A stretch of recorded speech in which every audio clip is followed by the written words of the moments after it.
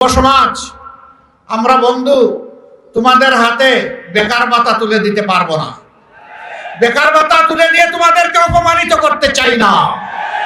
তোমাদের প্রত্যেকটা হাতকে দেশ গড়ার কারিগরের হাতে পরিণত করতে চাই এবং তোমাদের হাতে আমরা মর্যাদার কাজ তুলে দিতে চাই।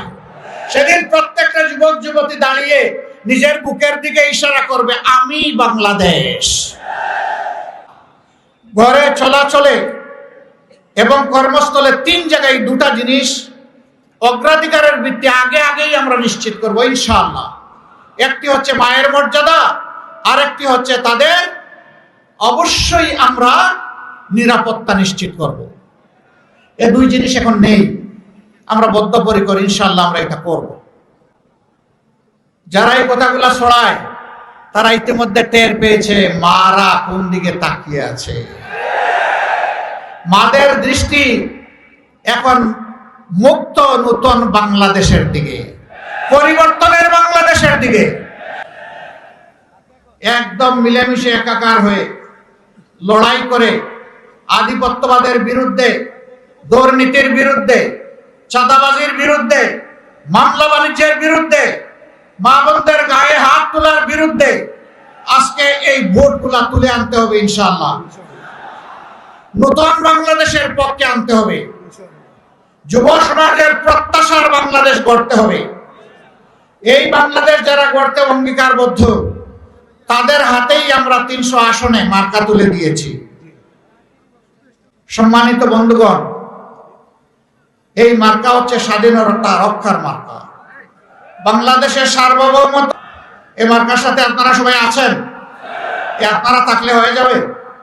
গোটা ফেনীকে একদম চাষ করে ফেলতে হবে, একটা মানুষও বাদ যাবে না। যারা দেশকে মানুষকে ভালোবাসে, আমরা বিশ্বাস করি, তারা 12 তারিখ প্রথম ভোটটা দিবে।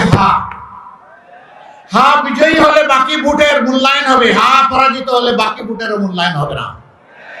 সুতরাং প্রথম ভোট কিসে হবে? হা মানে আজাদি, না মানে গুলামি। আজাদি না গুলামি, আজাদি না গুলামি। লিল্লাহি তাকবীর। বিভিন্ন জায়গায় আমরা মাথা গরম হালত দেখতে পাচ্ছি।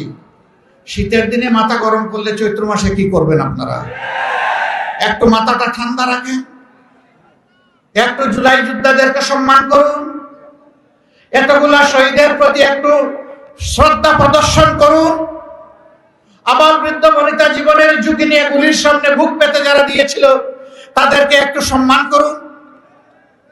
সেই সম্মানটা করলে মাথা গরমের কোনো সুযোগ নেই। কিছু কিছু জায়গায় মা বোনদের উপরে কেউ কেউ হাত দিয়েছেন, আমরা তাদেরকে অতি বিনয়ের সাথে আহ্বান জানাবো, মা বোন আপনাদেরও আছে, নিজেদের মা বোনদেরকে একটু সম্মান করুন, তাহলে বাংলার সবগুলা মাকে বোনকে আপনিও সম্মান করতে পারবেন। খবরদার মাদের সম্মান নিয়ে টান দেবেন না, আল্লাহর আরশ কেঁপে উঠবে। অগ্রযাত্রা প্রতিদিন নির্ভীক